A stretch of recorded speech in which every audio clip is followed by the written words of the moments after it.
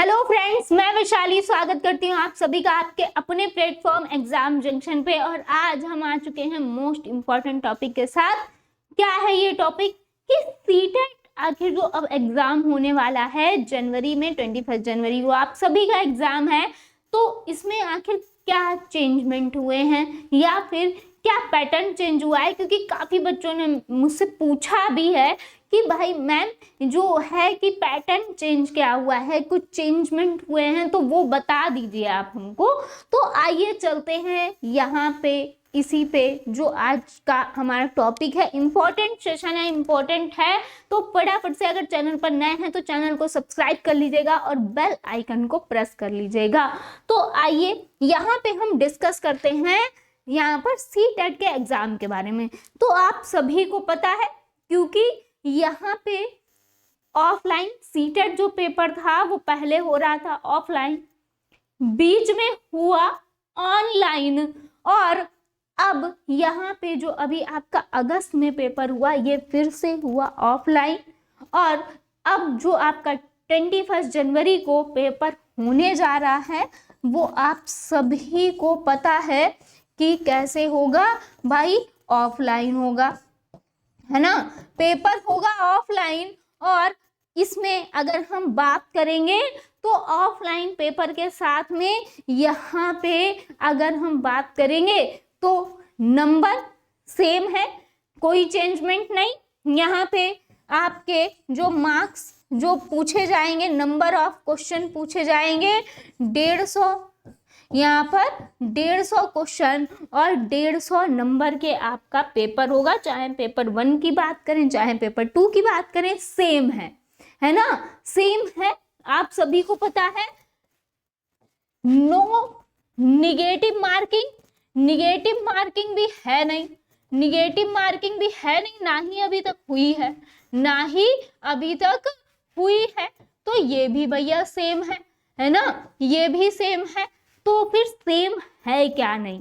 तो आखिर चेंजमेंट हुआ कहाँ पे है? तो अगर हम बात करेंगे तो भाई जो चेंजेस हुए हैं, थोड़े जो चेंजेस हुए हैं वो चेंजेस कहाँ पर हुए हैं?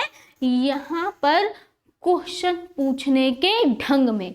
यहाँ पर जो चेंजमेंट हुआ ये सिर्फ इतना हुआ है कि आपसे क्वेश्चन पूछने का ढंग जो है, क्वेश्चन पूछने का जो ढंग है वो भैया आयोग ने थोड़ा सा, आयोग ने जो है वो थोड़ा क्या कर दिया है? चेंज कर दिया है। क्या कर दिया है?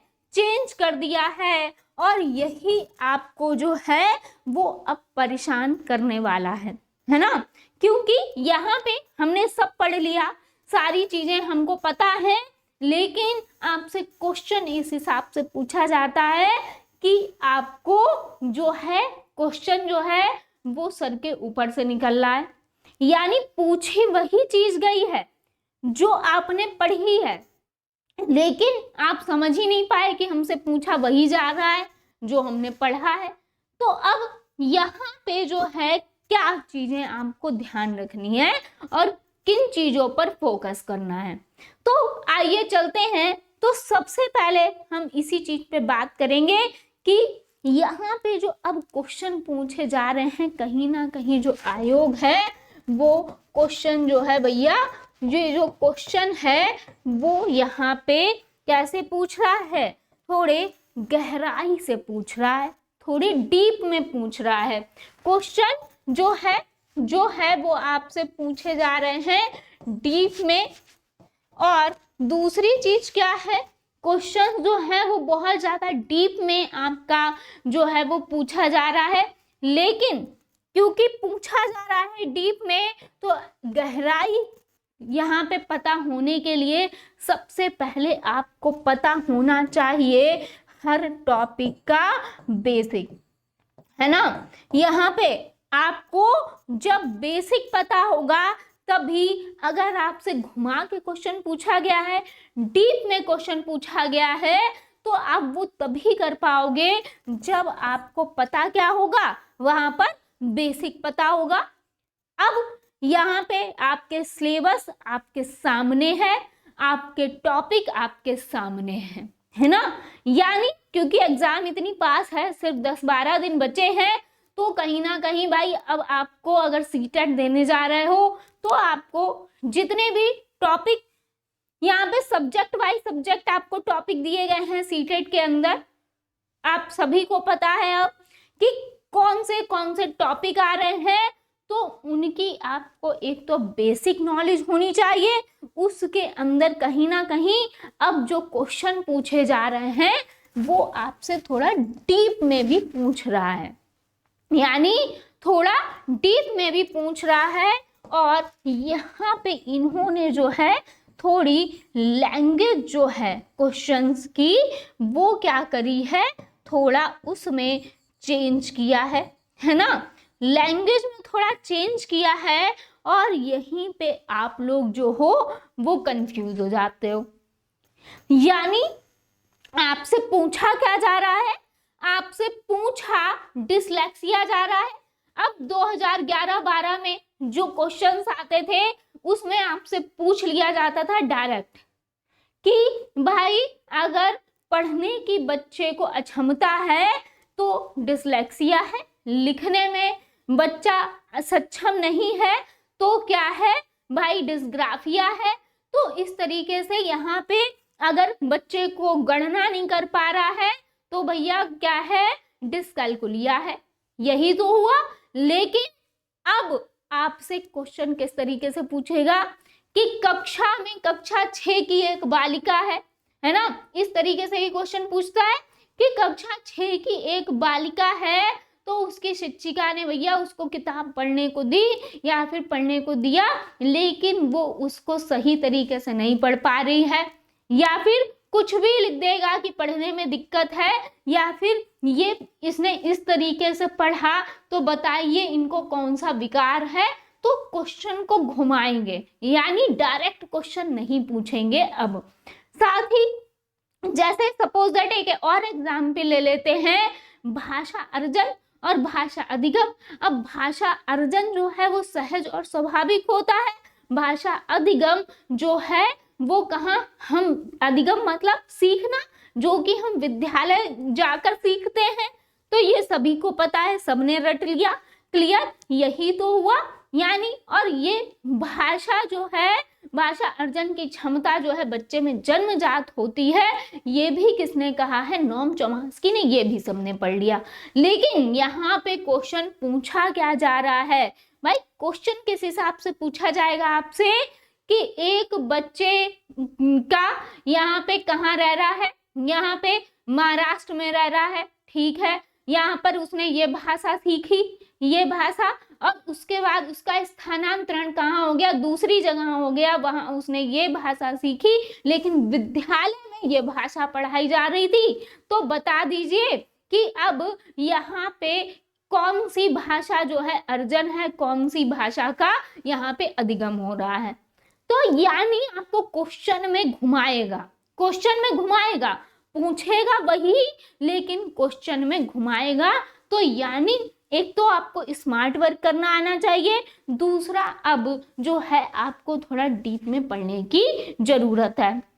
तीसरी एक चीज और, जो लोग 2011 से 16 तक 15 तक अगर आप जो हैं यहाँ पर लगा रहे हैं, अगर प्रैक्टिस है ना, 2011 से 15 तक के प्रैक्टिस अगर आप कर रहे हैं तो भाई भले ही आप इनकी प्रैक्टिस कर पाए या ना कर पाए, मतलब अगर कर लेते हैं तो बुरा नहीं है, बिल्कुल आप यहाँ से कर सकते हैं। लेकिन अगर टाइम कम है, क्योंकि अब टाइम आपके पास कम है, तो अगर आपने प्रीवियस ईयर अभी तक नहीं किया है तो भाई यहाँ पे आपको जो लेटेस्ट है, यानी क्या, यहाँ पे क्या कौन कौन से भैया, तो जो आपका पैटर्न जहां से चेंज हुआ है, जितने ऑनलाइन एग्जाम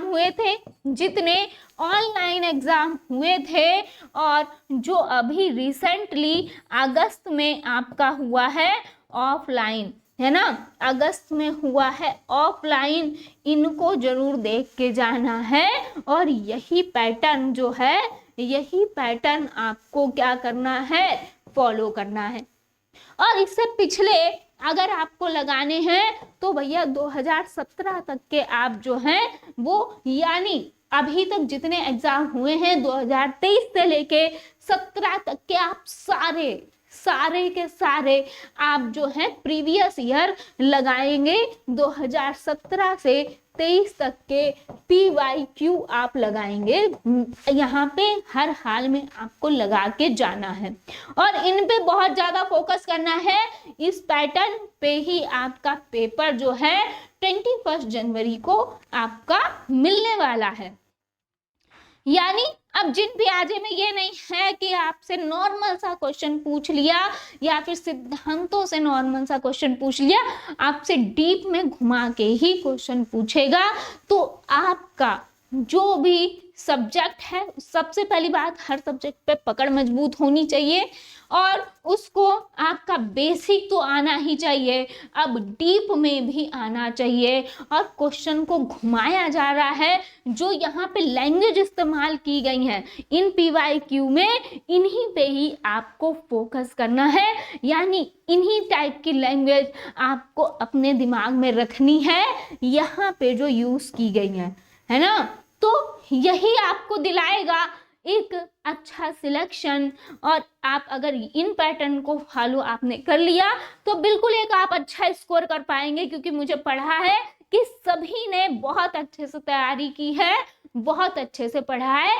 तो और कोई चेंजमेंट नहीं हुआ है, बस क्वेश्चन पूछने का तरीका थोड़ा चेंज हुआ है और क्वेश्चन जो है वो अब थोड़े डीप में पूछे जा रहे हैं बस।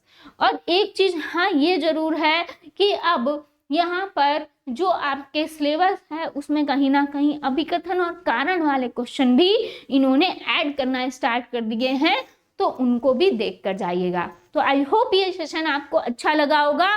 मिलते हैं नेक्स्ट सेशन में। सभी लोग, जो लोग भी चैनल पर नए हैं, चैनल को सब्सक्राइब कर लेंगे, बेल आइकन को प्रेस कर लेंगे। मिलते हैं नेक्स्ट सेशन में। बहुत बहुत धन्यवाद जुड़ने के लिए।